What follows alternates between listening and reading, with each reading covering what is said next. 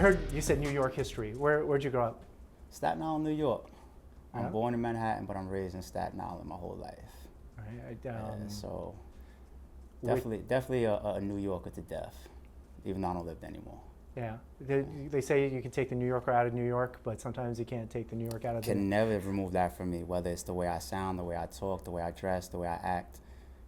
Tend to meet me and say, he's a New Yorker. 100%.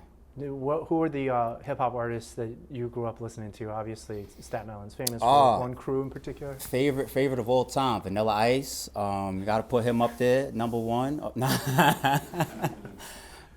To be funny too, about it, it's like, I'm an 80s baby, so I remember when Vanilla Ice hit. I remember that wave. I remember that shock, and it's just like, anything that was popular back then, I was listening to. You know, I'd be a liar to say that I didn't listen to all that stuff that was breezing by, but the people I really took to back then, you had your Das Effects, that group right there, that was one of them. I remember Rakim coming up. Later on, of course, the Jay-Z's, the Nas's. Those are some of the go-to people that I've always listened to, always looked at as some of the top guys out of New York, and hip-hop in general, not just New York, just hip-hop period, those guys. And how old were you when you moved out of New York? When I left New York, Mm-hmm. First time I left New York, it was 2001. I went to the South for college. Shockwave for me, whole new experience. You go from New York to Georgia, and I remember just being blown away because I was walking past strangers and they were saying hello. And I was like, hello? Like, if you're in New York, like let's say I'm on a train and somebody walks up to you and says, hey, good morning, hello. You almost get defensive, like, you trying to pull something? Like, yeah. Are you trying to set me up to rob me or so? You trying to, like, it's a defense mechanism as a New Yorker because we're more standoffish. We don't necessarily bother each other as strangers or anything like that. Whereas like that Southern hospitality, that hit me when I got down south. I loved it. I loved the people. I loved the speed. I loved the weather. The pace of it was always real nice. The club scene, because I was so young, so to have, that club environment where everybody was actually there to have a good time. I don't come from that. I don't come from that. Even in Staten Island, like there's a street called Bay Street. For all my Staten Islanders out there that remember this, there was a club, for example, we used to go to called The Wave, and there was another one that was by the harbor called Elks. 2 clubs that you had to go to, but were like kind of considered death traps. But you had to be there, right? Because as New Yorkers, you go to the club and your job is just to hold up the wall, just to look around and just mug everybody, just stare at each other and just see who you got beef with in the club. There's a bunch of women here. There's a bar over there. Nobody cares about that. They care about each other as men. Who's gonna step on the next person's shoes or something, right? So you get down south and it's like everybody's here to dance. Everybody's here to have a good time. Everybody's here to get drunk, and nobody, it's a whole different vibe. And I took to it, so I definitely went to the right place and had a great experience with college. Yeah. And college, was it close to Atlanta? How did you? Is that where you're based now? No. I'm a little bit more north of that. Atlanta is to me like the Manhattan, right? I feel like you go there, have a good time, have something to eat, hang out, shop there, whatever the case may be, do business there. Mm-hmm. I wouldn't want to live there though. I wouldn't want to live in a hustle and a bustle of like the city, like where we are right now. I can't live like this. I can't live like with all this traction, all this foot traffic, all these people, like a mile a minute. I've always liked to live a little bit in seclusion. Like I didn't have that opportunity that much when I was young. Moms provided like the best opportunities as possible. So, I still lived in a neighborhood where we were kind of on top of each other. But as I, got a little bit older and had my own opportunities I provided to myself, I always wanted space. So no, I wouldn't live in Atlanta, if I had the opportunity. But I do appreciate what the city gives you. A.R.P. When was A.R.P. born, and what does it stand for? I wonder, can I say that without putting myself at risk in this ridiculous internet world? Like, Well, it depends on what it stands for. You know what? Let's just do my driver license ID instead. So I am an '80s baby. I think that's very very important to put out there because it shows the era that I come from, the era that I grew up in. It shows why I'm the hip hop baby that I am. As far as A.R.P. is not some cool acronym. Like people tend to think that when you see something like that, it's like, always ready to perform or something. That's not it. It derives from my family tree. It's initial based. So it's very, very important to me, and it's actually something that I've had since I was young. People that know me personally, if you know my family tree and what that stands for, they know that there was a reason why people use those initials to joke about it, because it's an extended name through my family tree. So it kind of stuck to me. People use it to joke about, but I kind of carried it with pride. And then when it's like, all right, don't go by your name, you need nicknames in certain fields, I carried on what I had from my youth. Do you want to tell us what it is, or you want to keep it a secret, which is fine? I don't think it's a secret, especially not in court papers. And what does it stand? Oh, so we'll look it up. What's it? You want to talk about what it says on your driver's license, or what does your mom call you? It says something totally different on my fake ID. On your fake ID? Well, hope you're old enough to drink. So it sounds like you were introduced to hip hop when you were growing up on Staten Island. Yes, sir. When was your first introduction to battle rap? My first introduction to battle rap. See, I feel like a majority of the world that knows me from battle rap, or knows the companies from battle rap, or knows battle rappers that they can name that have become, famous or have celebrity on the internet, and after the internet boom, especially like areas like YouTube. That's not where battle rap started. Battle rap really has just always been, one of the purest forms of hip hop, right? You could go watch the Notorious movie with Biggie, the depiction of him. You're gonna see before his record deals, before signing a Bad Boy and being with Diddy and all that, he's going from corner to corner, neighborhood to neighborhood, battle rapping. Like, a lot of these artists had to do that just to show who they were. You have to get that local, I guess, following behind you before, of course, you can go worldwide, right? So your neighborhood has to respect you. The block that you grow up on has to respect you as an artist. The neighborhood next door might have competitors where it's like, I'm better than you. No, I'm better than you. No different than sports. This neighborhood plays this neighborhood in basketball, this neighborhood versus this neighborhood in rappers. That's battle rap. So for me, it was no different growing up.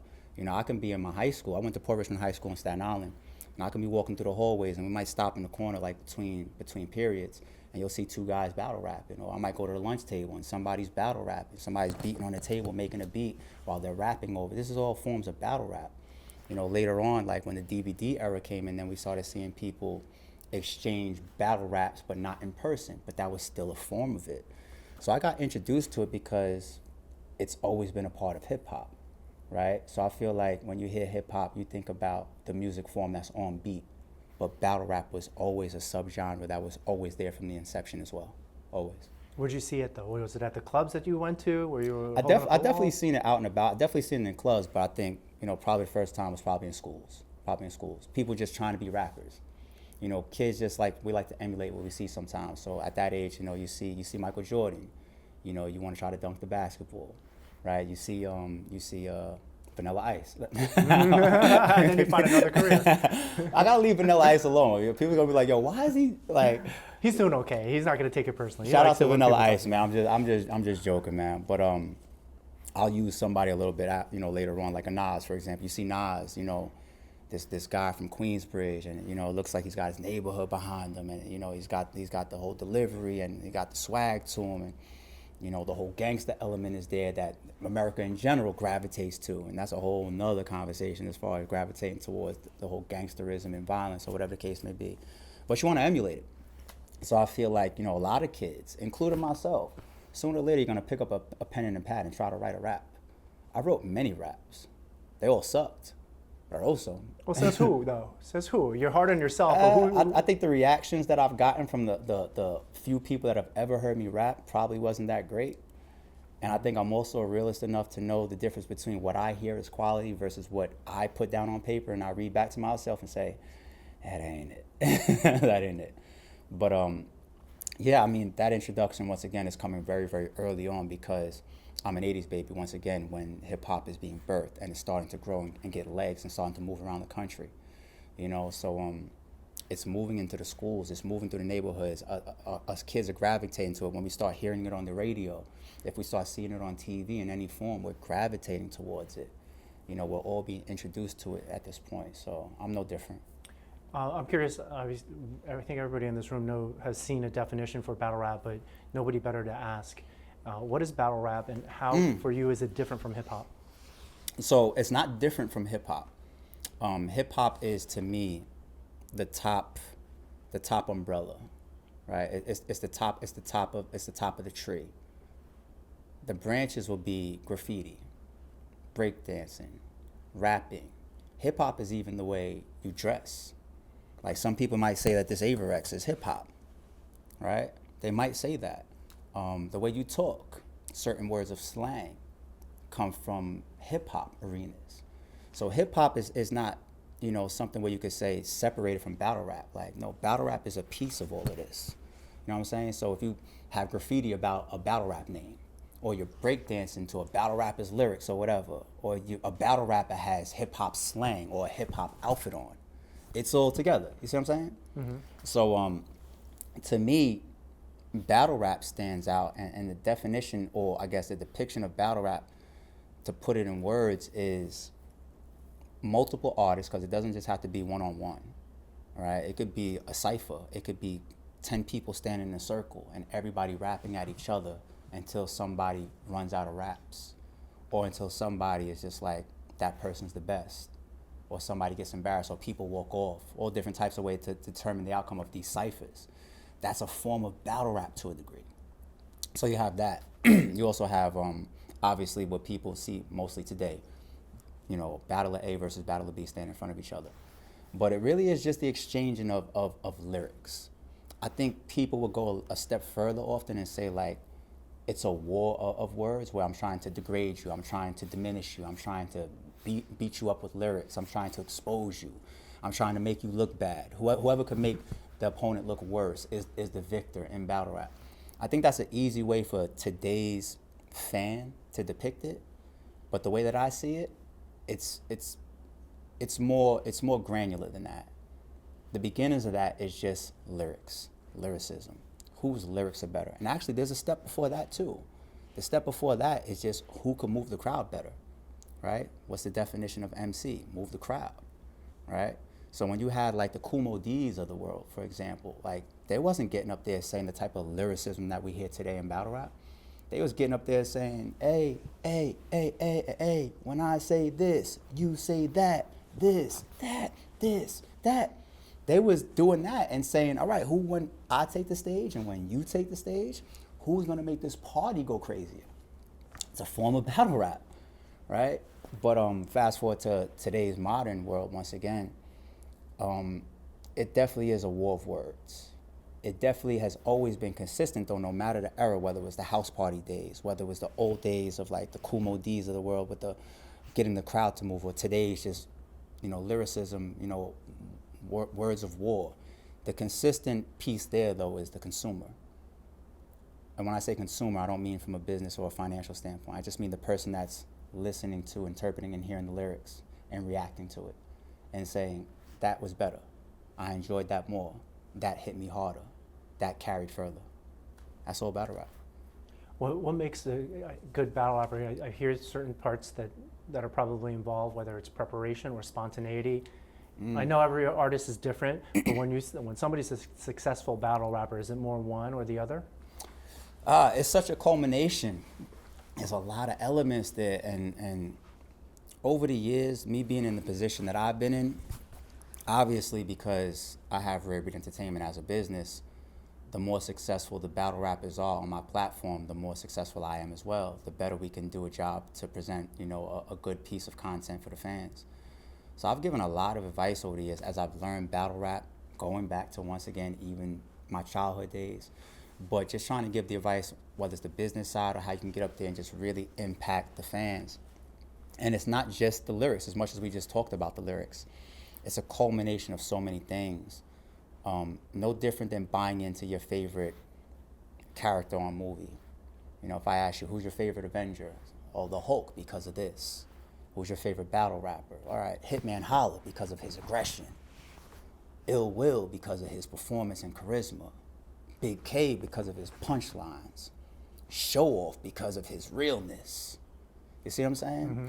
There's like these little small intricacies in there that can really separate you from the guys that the fans gravitate towards versus somebody that's just rapping. You can have some of the best lyrics in the world, and fans are just one ear out the other. They don't gravitate to you. They don't hold on to what you're saying. They don't hold on to your image. So your image matters. Your story matters.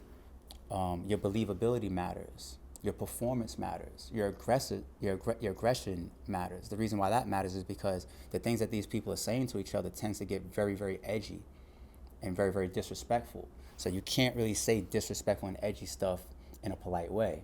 So aggression sells it. So aggression becomes an attribute.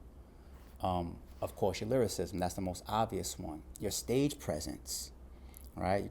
We're standing in front of crowds. I said that earlier. That's a consistent piece, the consumer. So you're standing in front of these crowds, whether a small crowd or a big crowd. Stage presence matters. All these things come together to constitute some of the top battle rappers in the world. And if you can put all those pieces of the formula together, you will be successful. You will develop a fan base. You will earn money. You will deliver some very, very impactful rounds and battles. It's a lot of pieces to it. It's not that simple. When you say you can earn money, how well do battle rappers do? What's the Oh, range? man. You can be a battle rapper that's out there, and you can have great talent, and you can be rapping for free, because you could just be looking for opportunity. You could be looking to break through. You could be looking to land on the radar of somebody from Rare Breed Entertainment, for example. Maybe if I rap this way, or if I can get, in this type of crowd, maybe A.R.P will see me and I'll be able to make it to his platform. So you have people that's at the opportunity level.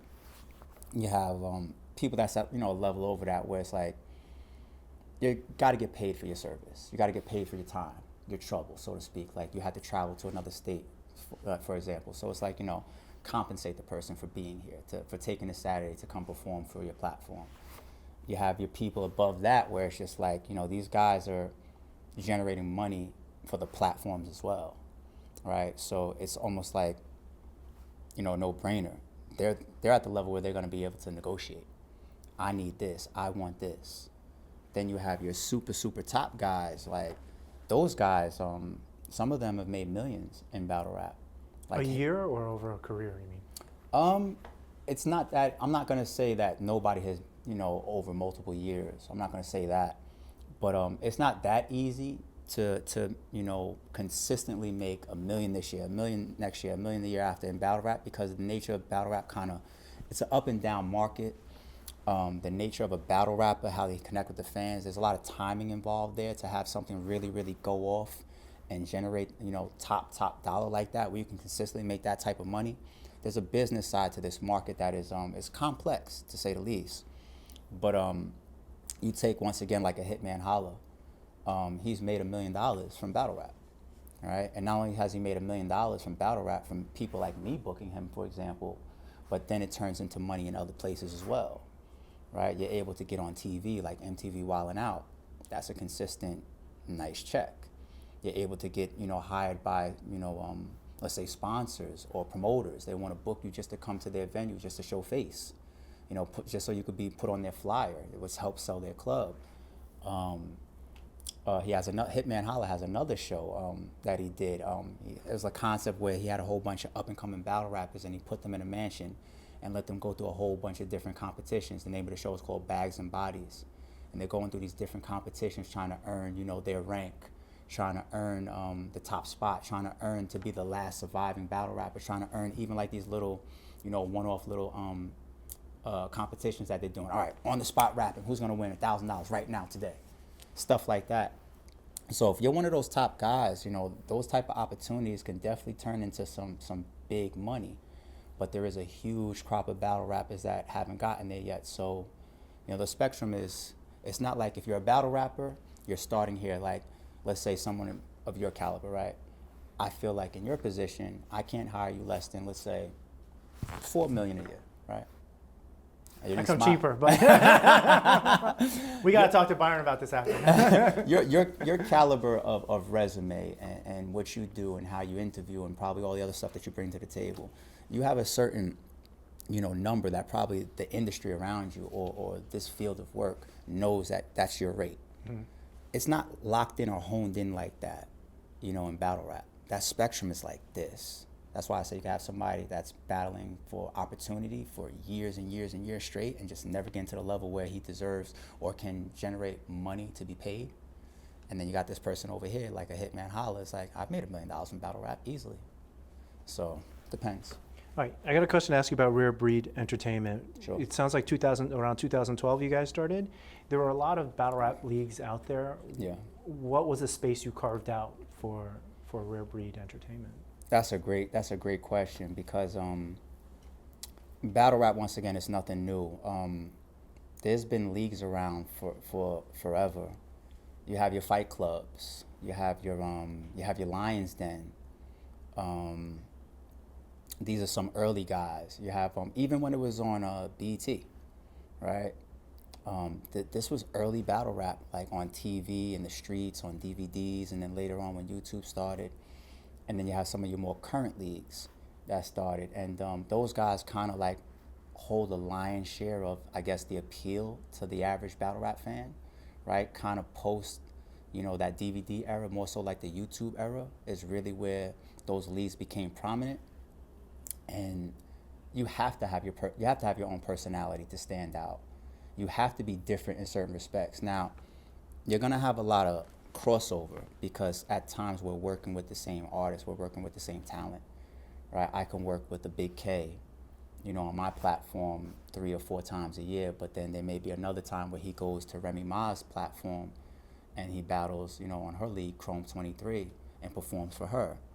So then even she and I may have to, decide on timing if we're not even collaborating amongst each other behind the scenes of like working with this particular artist so that we can maximize his timing, maximize his performance, maximize the business that also affects what we earn and how our events go, right? So early on, you have to be different.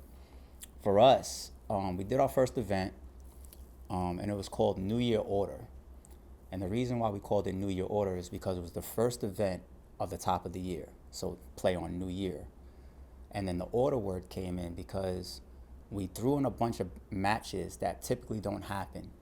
Because when RBE kind of started in the game, the culture was kind of like locked down to top tier versus top tier, meaning top guy versus top guy, right? Mid-tier guy, mid-range guy versus mid-range guy, up-and-comer versus up-and-comer. It was pretty much locked down to that. I had a philosophy that was just like, if you're good, you're good. If you're a great rapper, you're a great rapper. If you're talented, you're talented. I don't give 2 shits if you're a top tier or up-and-comer. So we mixed some of those matches into our first event, and that's where the word order came into it, New Year Order, right? It's like, create order. Show me who's gonna win, regardless of who you think you are, how long you've been around, or what your rank or your status is. So then we followed that up with another event that had a pretty significant main event booked. Math Hoffa versus O-Red. At the time, Math Hoffa could have been considered the biggest battle rapper in the game. So I think by the time we got to our second event, having that type of battle as our main event turned a lot of eyes. And then we were operating in New York, the mecca of hip hop, right? So our second call was just like, okay, now it's like, who are these guys? When we got to our third event, that's where our identity really, really got stamped. That event I named Blood, Sweat, and Tears. But tears spelled T-I-E-R-S. Because if you see earlier when I said top tier, mid tier, low tier, so when I say blood, sweat, and tears, and what was significant about that word tears there, spelled in that fashion or that word, the A side of the card had all the top guys. The B side of the card had all up-and-comers. Never been done before, never been pushed before, a whole event, a whole card, marketed, promoted, and stood behind like that, dollar for dollar. It's never been done before. When we did that event, that was really the first thing that fully set us out to say these guys do something different. And then from there, we rode that Blood, Sweat, and Tears series for a while because we felt it was so significant to us. And that even helped to then birth a wave of mixing the tiers. We were very, very responsible and essential in those walls coming down. And those walls coming down opens up the industry that much more to that many more matchups. You see what I'm saying? Because if you're only doing top tier versus top tier, mid tier, low, et cetera, right? You can run out of those. But now when you got this pocket of rappers that can battle this pocket, and this pocket, you open that all up. And then we're starting to see the outcome. This low pocket sometimes is beating the crap out of this pocket. That's happening. So now the walls are down. We don't have to classify matchups by tiers anymore. We were essential in that. So early on, I think that's what really gave us our personality. Now, I imagine people who are top tier are proud about it and have egos about it. How do they feel? How did you convince them to put themselves in a situation where an up-and-comer could dethrone them? Same way I would get you to work with me, offer you that $4 million salary. So That'll work. I mean, I say that there's truth in some of that jest. Money is always power, right? Mm-hmm. Money could always sway decisions. Business is business. People have families to feed. People, you need money to live. Like, who are we kidding, right? Money makes the world go round, right? But you have to believe in the vision. And I think the reputation that I had, which even predated RBE being created, I kind of was known to a couple people and a couple battle rappers because I was a blogger first. So people started to already garner some respect of who this guy is. We know that he knows battle rap. He's not some guy that just jumped in here, has a couple dollars to book an event, could be gone in 6 months, whatever the case may be. He's trying to make some money, he's gonna dip off. This guy is actively in the culture. He's actively a part of this industry before he even has a platform, before he's even conducting business. So I had a reputation already. And then when you speak to me, you can determine that there's a little bit of genuine nature to me, just a little bit. So then you couple that with, I guess, solid business, and then you start to see the vision. So it's like, trust me. Then I can also add the element of me being a good matchmaker, right? So I can call a top tier who's well experienced in this industry and offer him an opponent that he never thought about. And you know how you have those things that just click when it's said to you? It's like, oh wow, why didn't I think about that? I've done that a million times. I've made that call to that top tier and I say, it'd be great if you matched up with this person. That is interesting. Go ahead, set it up. Let's negotiate. So those elements really, really helped me, or helped me to create some of those, I guess, non-standard matchups early on. How many events are you holding on average each year, and what's the best way for people to witness this? Do they follow you guys, listen to your podcast? Yeah. How do they keep track of this? So I think in our most active year, we've probably done about 8 or 9 events. On an average regular pace year, we'll probably do 4 to 5 events. Co-owner that started the platform with me had an idea also where he always said, we're more of a boutique because that's the way that we operated. Battle rap wasn't my primary business. It wasn't my primary source of income. It wasn't something I ever wanted to say, I'm going to set out to do this and this only. I had a legitimate passion for it. So I said, while I'm not doing this, while I'm not working on my career, whatever, and I have some money to put over here towards my passion, or be an entrepreneur over here, or help this person do this, or work with my brother on that, or do this for me because I have a little hip hop spot in me that needs to be fulfilled as well. That's when I was doing battle rap. So I can easily put all this other stuff down and do battle rap monthly if I wanted to. That was just never my decision. That was never my thing. It was passion before it was business for me. Passion first. Later on, business better become like a primary thought of mine because the amount of money that we start investing and spending as our platform grew, I have to navigate like huge business at that point. But early on, it all started from passion. It all started from love. So I feel like that's another reason why we never, ramped up to trying to be in people's faces all the time. But there's another element to that also made us successful. It's like our brand isn't being watered down. We're not constantly out there, trying to, force something on you. We're giving you quality over quantity. You see what I'm saying? Mm-hmm. So over the years, that really worked for us. We stayed consistent, and I think it probably took us about 3 years, 3 to 4 years tops of our 10 years to be ranked amongst the entire industry as amongst the forefront, meaning the top platforms, 1, 2, or 3, however you call it, right? Or whether it's your personal or whether you think pound for pound, 1, 2, or 3, either way. It took us about 3 years to get there, right? So obviously what we was doing was working, even though we weren't doing, monthly events, so to speak. But as far as being able to attend one live, we use the general platforms that everybody else would, your Facebooks, your Twitters, your Instagrams. I did a lot of, and I still to this day do a lot of the face-to-face interactions, or just me, you're going directly to the owner. I've always made myself super accessible in battle rap. Sometimes more accessible than I should be. Accessible to the point where I've gotten in trouble for it, right? But I now also have a bunch of people that, you know, are very, very great at what they do in that world as well, and they're being like talent scouts. So like shout out to like my homegirl Winged, she works with RBE. Shout out to Lawrence as well, he's been a partner in RBE for a long time. And those are folks that really, really are running that side of the ship now, where talent is going to them, trying to prove themselves, and then they're trying to then push their way in my direction, where it's like, okay, I'm doing a big event now. I saw you get developed with my 2 partners over there. Now I'm going to take you and push you in something much bigger over here. So, How many people are in RBE? right now 3. 3. Right All now 3. A lot of work for 3 people. Yeah, yeah. And since I have you here, I'll put you on the spot. You mentioned a couple of different ways that people can find out about stuff, but since I have you here, what generally is the first place that you might mention something? If somebody, it sounds like if somebody runs into you on the street, you don't try to be coy about it. So is it on?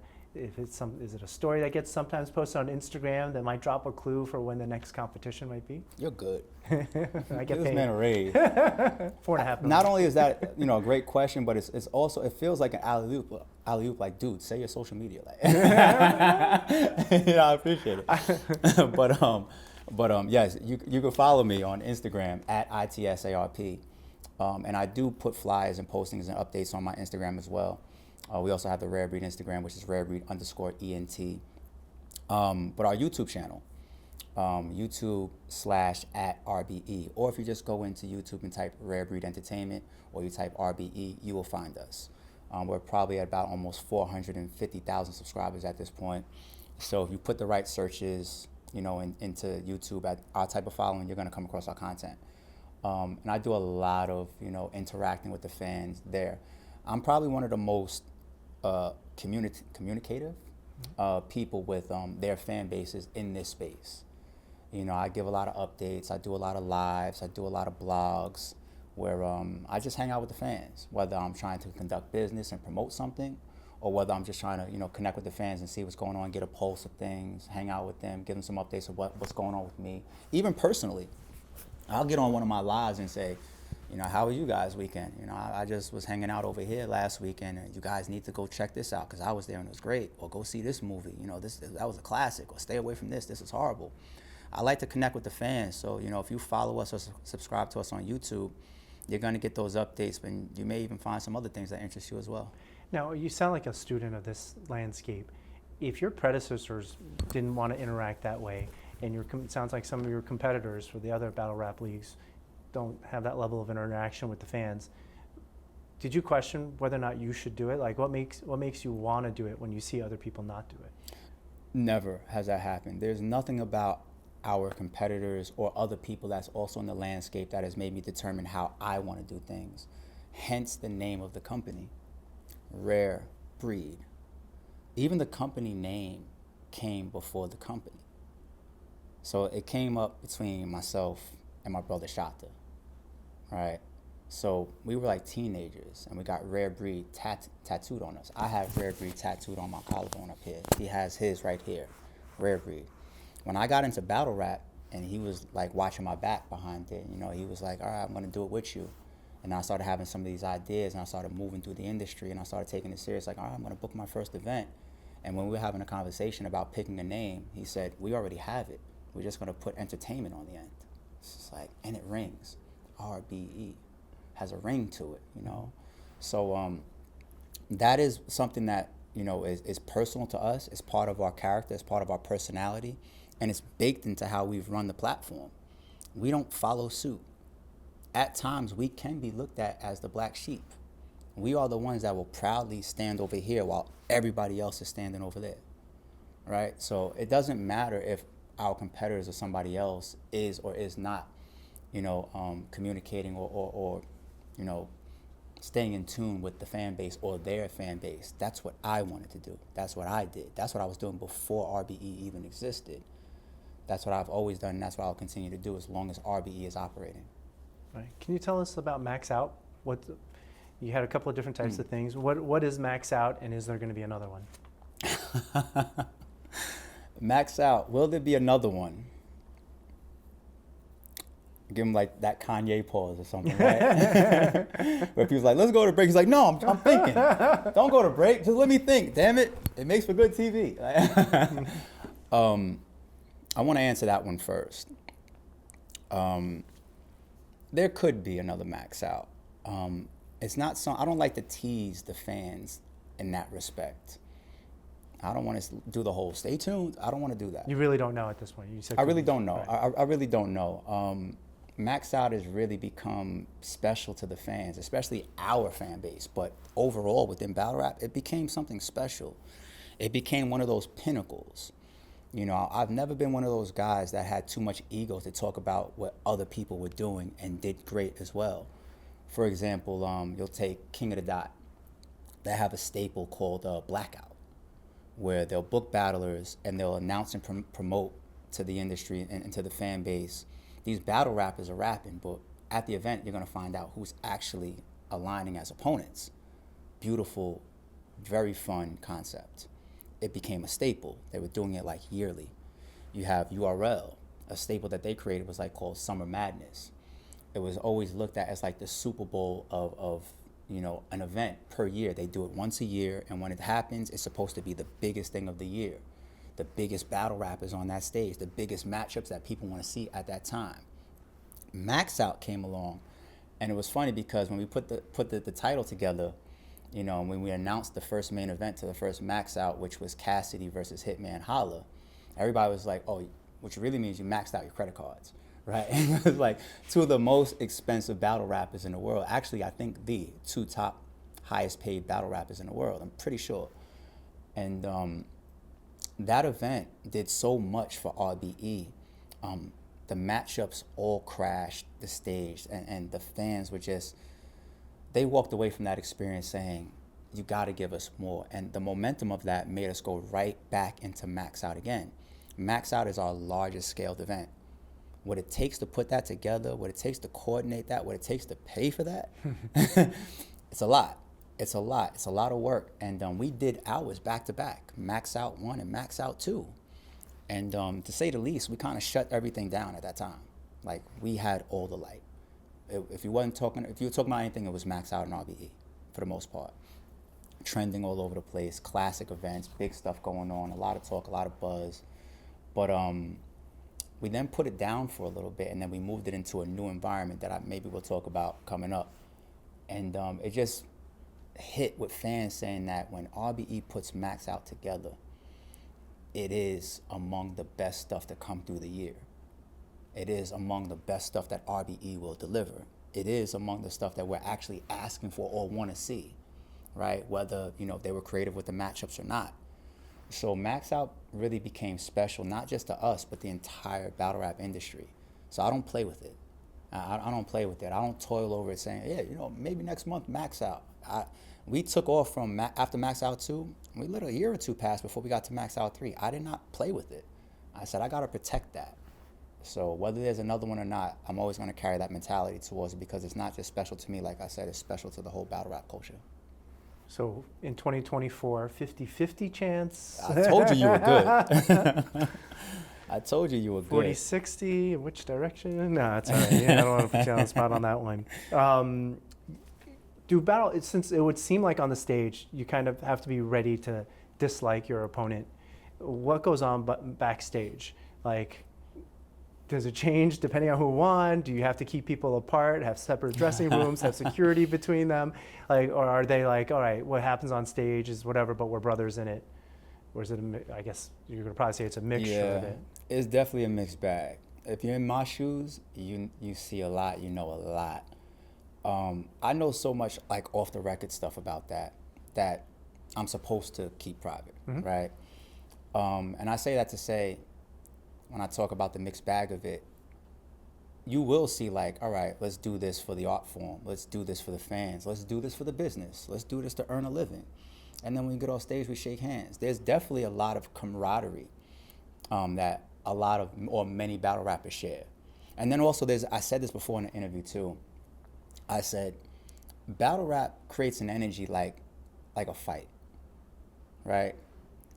And if you've ever had like a fair fight before as a kid or a teenager or whatever, and you have a fair fight, win or lose, if both men or women are just left standing in each other's faces after that, oftentimes you can see a form of respect that comes. You may even see them shake hands because it's like, we got it off our chest, we did what we had to do, right? And once you can do that, even the biggest bullies, when they fight that kid that they thought wasn't, down to fight them, when that fight is over, the bully respects them. After these type of tense engagements, it's like human nature. It's like it's like after the adrenaline leaves, right? A form of respect comes. Battle rap presents that, it creates that, because the energy of these guys, they're up there sometimes bumping each other, screaming in each other's faces. Sometimes they're seriously disrespecting each other, saying something to their opponent that they cannot say off the stage. We even have to contract that. Like, anything goes on the stage and you must allow it. Like, if he's gonna talk about your sister, you gotta allow it. Like, Mm-hmm. And once you divide or you end or you complete that type of aggression, that type of moment, you can have a camaraderie where it's like, yo, we did it, we fought, and now the fight is over, right? And you also have the flip side where I've seen instances where people really, really didn't like each other, or still after their battle do not like each other. There's a couple big scenarios that are very, very well known through the internet and some major platforms. I'm gonna leave their names alone for the moment, but a lot of people know what I'm talking about if you're familiar with battle rap, or if you watch interviews of Vlad TV, or if you watch World Star, or if you watch some of these major platforms. There's these two gentlemen, both of them are considered legends. And they had a physical confrontation at a different event once upon a time, right? A serious physical altercation, like somebody was hurt, so to speak, right? Later on, I was able to come in and put a rematch together for those guys to complete what they once didn't. And the sensitivity around that leading in, it's like what I had to position and deal with, I would never try to do it again. I wouldn't tell anybody to do it, because you had these two guys that really, really dislike each other, really, really would, physically harm each other at the drop of a dime. And I'm there proxying this, keeping it under control, trying to keep them focused on the business aspect, focused on the fact that they signed contracts to rap, and there's these tense moments. And these guys, they even shook hands after that battle.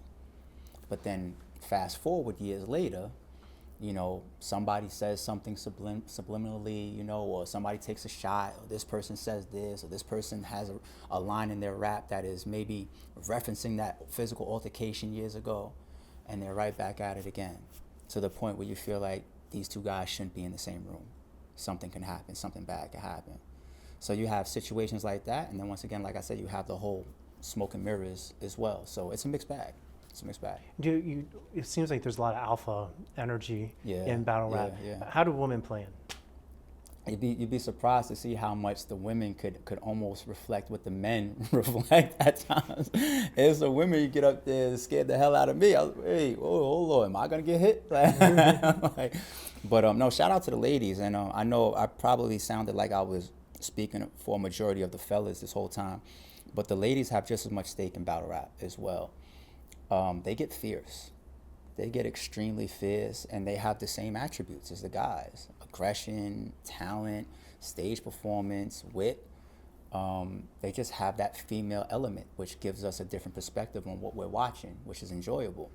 One of my favorite, one of the coach's biggest or most trended battles on the RBE channel and platform is actually man versus woman, Charlie Clips versus Farrah Funeral. Right, and there's elements, when you have female battle rap, male battle rap, or even male versus female battle rap, that give the fans something different, like even man versus woman. Now I get to talk about, oh, you're a hoe. I bet your mother did this to you. That's why you're like this. I get to talk about your sexual past or all that, things that you maybe wouldn't say to a man, or a woman wouldn't say to a woman. So all these different aspects and angles of it create a different energy. But the ladies are fierce too. Yeah. Right. Can you teach me how to say this right? Do you believe? The V gets dragged out. Do you believe? There you go. All right. You go. That's it. How'd that come about? Do you believe is it's like a tagline for me. And so going back to when you talked to me about Max Out, right? The very first Max Out that we booked, It was our biggest undertaking ever. It produced, once again, one of the biggest main events in battle rap history, Cassidy versus Hitman Holla. Two of the biggest battle rappers ever, actually the two biggest battle rappers in the world. Those two guys. I have the numbers to prove it, right? That card, that event, those announcements, that promo lead-in was so huge, it also creates an element of doubt because RBE has never gone there before. RBE, you guys have done great consistent work for the last, like, let's say 8 years, whatever it was, 7 or 8 years. You've jumped up high before. You've given us big stuff before, big main events before. But the scale of this is in every barbershop. The scale of this is on all these major podcasts. The scale of this is going viral. The scale of this is trending all over the place. I had people telling me, like, constantly, like, do you know how big this is? I'm over here in Africa and this is what's happening. I'm over here in China and we're talking about this. I'm over here. The scale of it was massive. So once again, with something like that, you're gonna have your doubters because we're not consistently doing that. We weren't consistently doing that in the past. And for us, it's an event. For us, we know how to collaborate and coordinate and work that type of stuff. We've been doing it for years. From the outside looking in, it's like, you don't just go from, junior varsity high school to a Super Bowl and we're like, I didn't forget how to play football, right? It's still the same game for us. So there's a piece of it where it's just like, we got to prove a point. I got to show you as this event is unfolding and we're delivering this classic event, this classic moment in battle rap history. It's almost like a spin back on you, like, do you believe? Believe me now? I told you so. It's kind of that a little bit. But there is another element that people miss, which is that the venue that we used, it was in Atlanta, Georgia. The name of it was called Believe Music Hall. And on the wall, it says, inscribed, Believe Music Hall. So I guess that's my battle rapper hat. That's as close as I get to being a battle rapper, playing on words. So the name of the venue plus us delivering something I was just like, do you believe me now? During the course of the event, anytime there was a big moment that the fans erupted or the venue just went crazy or a battle rapper delivered something epic, I would pick up the microphone and I would scream to the crowd, do you believe? Watching the whole crowd go crazy and enjoy what we're delivering to them. So because it kind of became a staple to me because I said it too much during the night. That's the only down part of it. But it's a good phrase. You're allowed to repeat it as often as you want. Yeah, I kept saying it, but it stuck with me. Did you think of it that night at that, were you? 100% in the moment. Pure organic, pure in the moment. I can't plan I told you so unless I'm living the moment. Like, look what we're doing. How dare you not believe in me? You know what, as a matter of fact, do you believe? It's in the moment. Can't plan that. And when you saw people react, you knew it was a good phrase. Like I said, it stuck. You took it then. What's it feel like when you hear the crowd chanting RBE? What are the emotions? Is it, and I know it's a mixture, but which ones come to mind? Is it like gratitude? Is it like, does it make you want to cry? Like, it's like one of the proudest moments I can have in RBE when I hear that chant. I can get on my selfish side of things and say, no other platform has that.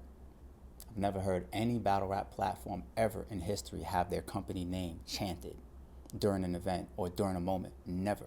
Just us. That within itself is so significant to me. But it becomes even that much more personalized because it's like it's done at a time where the fans are almost saying thank you. You know, it's like this matchup that we put together that you was highly anticipated and we made work. We brought it to the stage. And then as that performance is actually delivering and you guys are seeing the moment like, oh wow, like this is living up to the hype. This matchup is great. I'm getting my money's worth here. Then you start shouting, oh, B. It's like a thank you. And just the type of person that I am, like that's one of the best things you could say to me is thank you, because I'm just so appreciative of every supporter that we have. So for you to chant it, it's like an exaggerated thank you. So it's like, it's a proud moment. It's a proud moment. How's that compare with other things that happened in 2023, right? I don't hear, and it's not because I work here, I don't hear battle rap being mentioned anywhere else. And you know why we do it here, right? But Fox 5 named you League of the Year last year. You also took Event of the Year. Thank you. What's that mean to you? It means everything. It means everything. To be League of the Year, like I said, I feel like we got to like our third year where there was a general consensus that we were amongst the forefront, humbly speaking, amongst the forefront. By the time we got to like year 5, we were like in everybody's general consensus, top 3, 1, 2, or 3, depending on who you speak to, or depending on what time of the year it is. Because sometimes people live in the moment. Oh, the RBE just did a great event. They're amongst the 3, but they're number 1 right now. And then somebody else does an event, it swaps, right? That's why I never really jumped out there and say, I just need to be number 1. I never cared for it because it just moves around anyway. And there's no real, change as far as how I'm going to deliver RBE during the year, regardless whether you call me 1 through 50. It doesn't matter. But to have a general consensus where everybody is saying, you're not just my favorite platform right now, but you are the best as far as how you're running battle rap business, how you're delivering battle rap content. You are doing it the best. And it was just a lot of, for lack of better words, blood, sweat, and tears that was put into that. It's just an honor.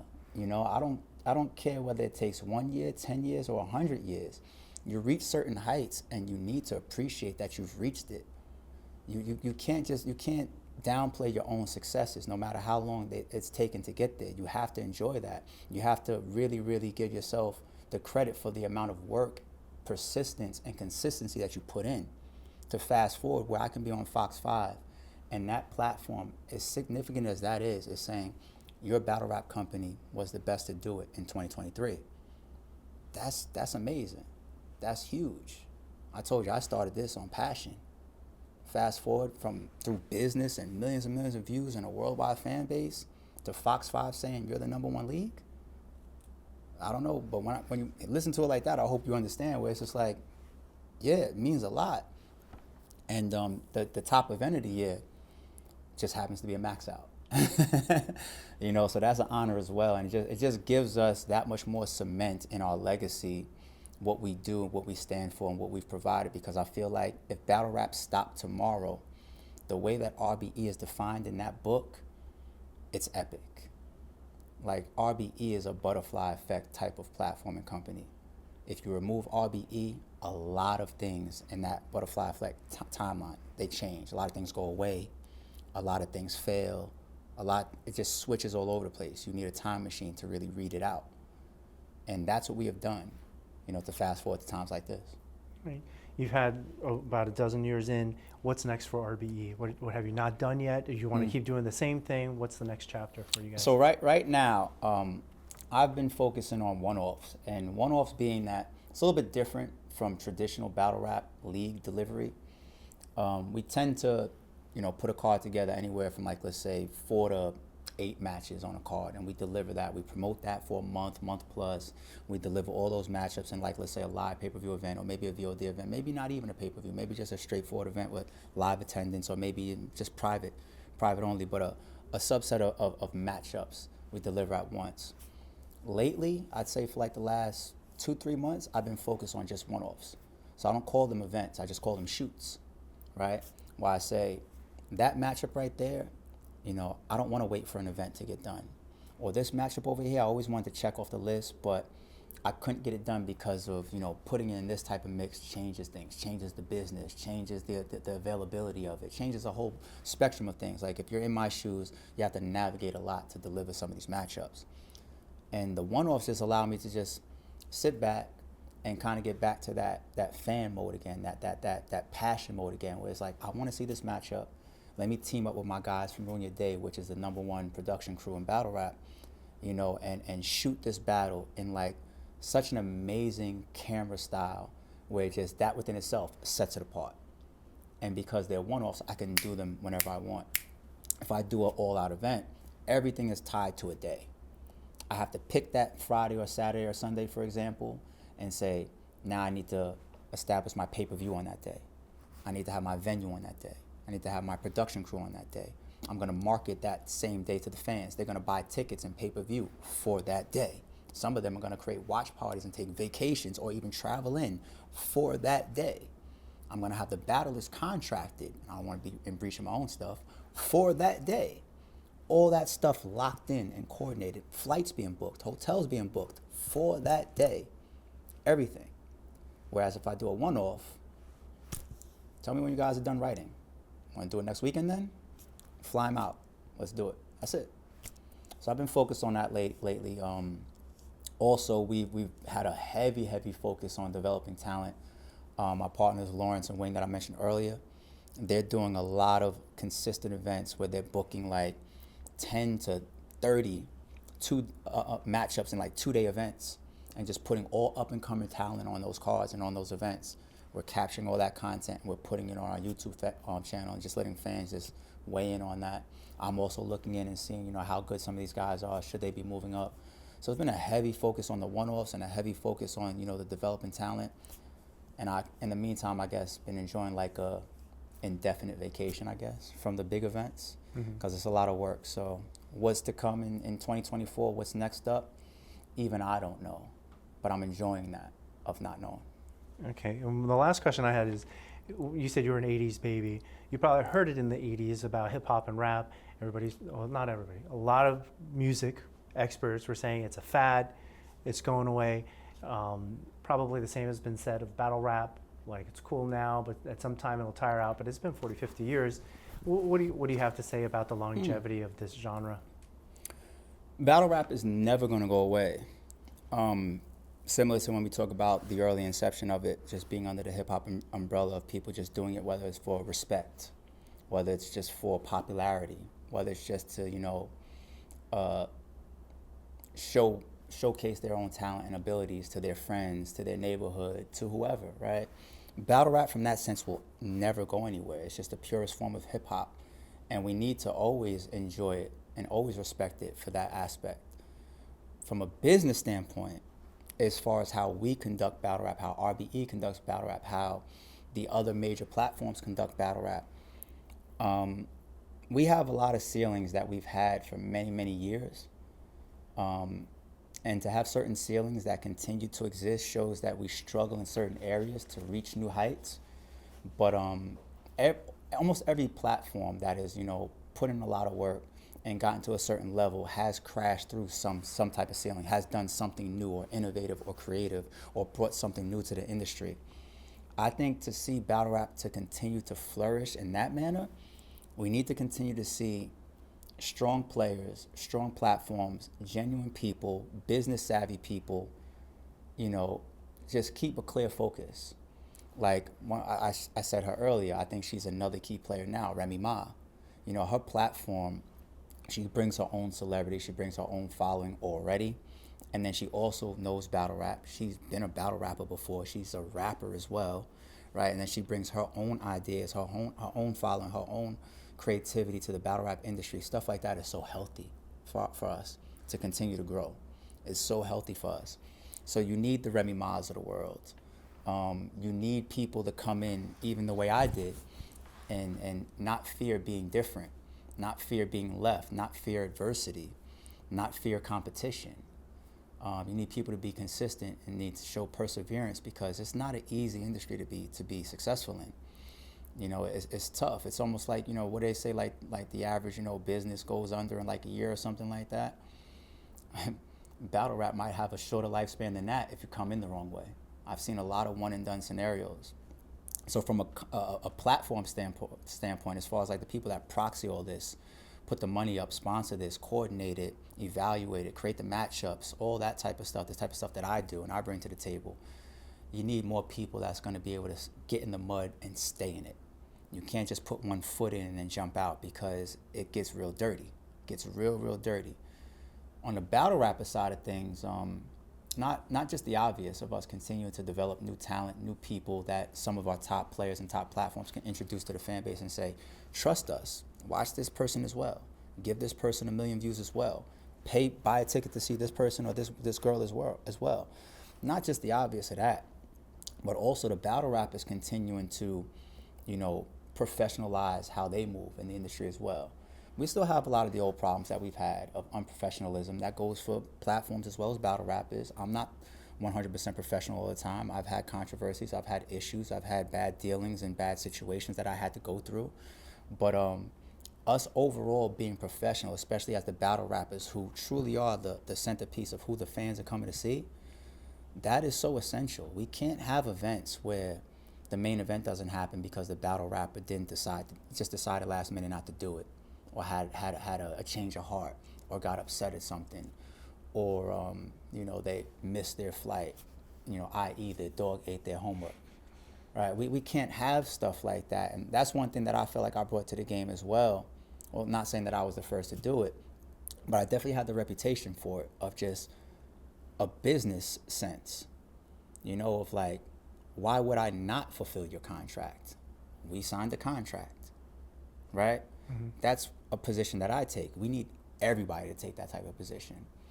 So the longevity of us from a business standpoint, as far as crashing new ceilings, gaining new fans, crossing into the pop world and the Hollywood world and all that type of stuff, and having these major sponsors come in. Let's get Coca-Cola, let's get Pepsi, let's get all these major players. Can we get an ad? I'm not the Super Bowl, but can we get an ad on some of these major telecasts, more frequent?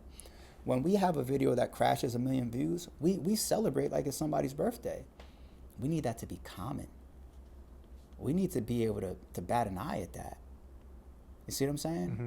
So we need to continue to crack some of these ceilings, or it will just be an art form that we love, we support because it's hip hop, and it just continues to just stay at a steady state business-wise. And some people make some money and some people don't. I wouldn't want to see that happen, but it's just the continued growth and effort that is required, pretty much. Yeah, room to grow still. Just one more question. Tell us about the Blue Room. Oh, excuse me, yeah. Oh, the Blue Room. So the Blue Room, you want to know what's so crazy about the Blue Room? Those events actually have a damn name. So what is the Blue Room? So the Blue Room is an arena where battle rap events traditionally take place inside of a venue, right? If you put it, in a yard or something like that, like how do you charge a ticket holder if you're on like just public grounds where somebody could just walk up and watch it for free, right? Mm-hmm. And we professionalize it. So we're putting it in venues, just like your favorite performer or comedian or whatever goes into a venue and takes a stage, right? No different for a battle rapper. Now, whether it's a large arena or a small arena, that can play a big difference in the outcome of a battle. That's another thing that we were a key element in early on, which is the outcome of a particular battle rapper's style based on the environment that they're actually rapping within. Smaller environments for us were thriving. We were delivering classic battles early on. We were saying, even when we get to some of our biggest matchups ever, like we got to 2018 and we booked Murder Mook versus A.R.P. Murder Mook is looked at as one of the biggest battle rappers in the world. And he was returning to battle rap after 4 years. His opponent, A.R.P., is a Mount Rushmore guy, right? He's like one of our pioneers, one of our early greats and legends.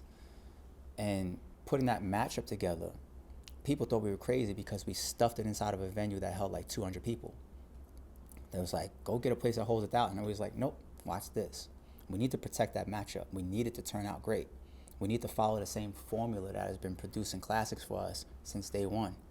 Small environment, right? Where the crowd and the other elements aren't really dictating and affecting the performance as much. The delivery of some of these guys that are more wordy goes over better. All these different elements of a small room, right? So we've had a lot of success in the small room environment as far as delivering quality.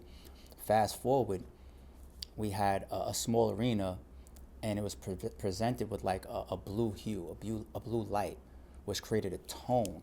So when you see it on pay-per-view and you see it on footage, it gives you almost like an eerie, aggressive mystique, where it doesn't feel like traditional battle rap. It just feels different because it looks different, right? We're visual creatures. So that within itself created something. Then once again, it being in a small space created something. And then you got somebody like me that starts putting classic matchups in that type of space, and you just create a whole new wave. And we have the birth of the Blue Room. So in 2023, all of our higher end cards, we focused on putting them in that arena. And some of it was our experience, some of it was our matchup, some of it was our timing, and some of it is a lucky roll of the dice. All of those events were amazing to classic. One of those events was Max Out 3, which turned out to be the best event of the year. And then you have all these battle rappers, you know, who are the ones performing, who know the elements, who know what it's like to be in these tough crowds, big rooms, small rooms, every element. They know this. Everybody starts turning and saying, I want to perform there in the blue room. And it just became the hottest thing in battle rap. So that's another thing that is like stamped on our legacy, is it's like we have a whole arena and a whole series of events that just stood out and possibly won't be touched in that respect ever again. So that's what the blue room is. Sounds like consistent with what you were saying about being rare breed. Everybody tries to grow bigger and bigger, but in your case, you wanted it smaller. That card there, I easily sacrificed at least $80,000 for me to earn in profit from ticket sales, from door sales, right? Because that was a main event of Hitman Holla, who once again is the biggest battle rapper in the game, versus the best battle rapper, in my humble opinion, Ill Will. That matchup was like years in the making for us. And then when you have the undercard to that, it was just all standout matchups. We had matchups like Goods versus Calico, huge matchup. You had the ultimate grudge match, the biggest grudge match of the year, A.R.P versus A.Ward. Those two got booked, and then they just turned into a war leading into the battle, a personal I hate you war, right? And then they delivered. You had matchups like Head Ice versus Show Off on that. You had matchups like the Battle Rap of the Year, Big K versus the return of Young Ill on that. There's elements there too. You have the three top St. Louis GOATs, Hitman Holla, A.R.P, and Young Ill on there, right? So that's like nostalgic within itself. Then we had a surprise battle, one of the biggest battle rappers in the world versus one of the pioneers in the punchline respect. Arsenal versus B Magic was a surprise battle. We didn't even have to promote it. We just added it to something that was already major. And then that battle within itself adds nostalgia too. That adds the fourth St. Louis legend in B Magic. And then it creates like the first time in like God knows how many years these early Lions Den battlers got together on the same cards again, which was, I believe, was like Goods, Arsenal, and Head Ice. Right, so there's all this nostalgia and like all this creativity and timing in the blue room and all this mega matchups and the main event, biggest battle rap, and all this thing built into that card, max out 3. And then every matchup on the card happened to just deliver. We were saying all night after it was over, we just went 11 for 11, meaning that we booked 11 battles. That card only needs to be about 5 or 6, and everybody would have got their money worth. We gave them 11 battles, and all 11 hit. That just doesn't happen. It just doesn't happen. So, the blue room. That's what it is. Max out, RBE. Yeah. Last question. You remember after one of the Rockies, Apollo Creed and Rocky suit up in a ring when nobody's watching? You think you're going to try to get back into battle rap one day, just like when nobody's watching and test it out? You've seen so much, right? You're probably not the same competitor now as when you took some criticism before. Not saying that we'll hear it, but is it something that sometimes, like behind the scenes, you write a few lyrics and still, because you can't coach the game without having an appreciation or an interest in the game, right? The players, in the shower, I mean, where does this happen? the players tend to respect the Steve Kerrs of the world much more, right? The players that actually played. I get it. Luckily, all the battle rappers know it's not a secret that I never rapped, so I got over in that respect. I got lucky, but and when it comes to Rocky and Apollo, nobody hit me, please. I'm over those years, right? No more. I'm over those years, but I can see myself getting in there and throwing some punches.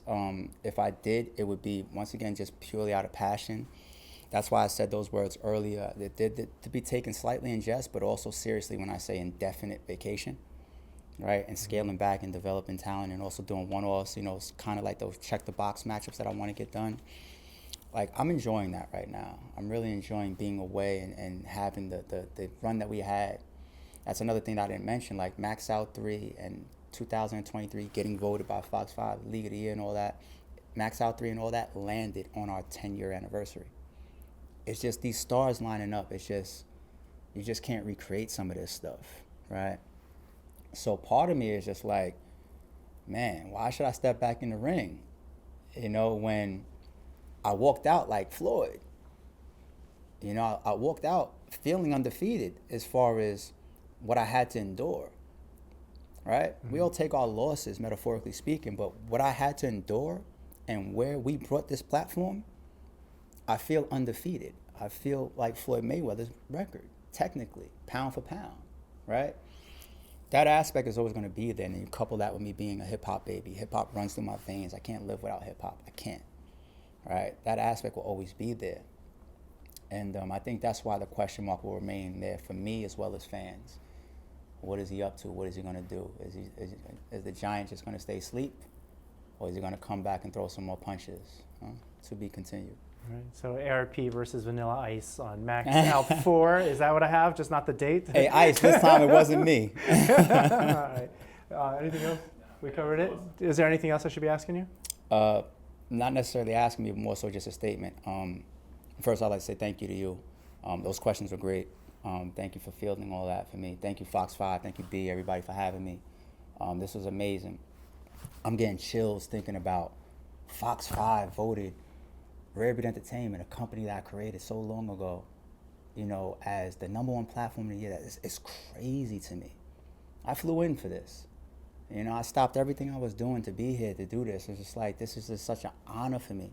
But the year that we had, I think is a result of the amount of work that we put in. And all that work that we put in is not possible without the amount of support that we've had from the fans, the bloggers, the media, the battle rappers taking my platform serious, saying that when I'm working with A.R.P and Rare Breed Entertainment, I'm bringing my A game. None of that happens. We don't sit here today unless all that stuff comes together. So to our fans, to the media, to the bloggers, to the battle rappers, to all the other league owners, anybody that's in battle rap that has supported RBE in any way, Fox, for everybody, I just always want to say a huge thank you. People do not understand how important they are to my success and RBE's overall legacy. Because I look at the RBE legacy as part of my own personal legacy. What will they say about you when you're no longer here? They're not just going to talk about Adam. They're also going to talk about RBE. That's important to me. All right, cool. Thank you so much.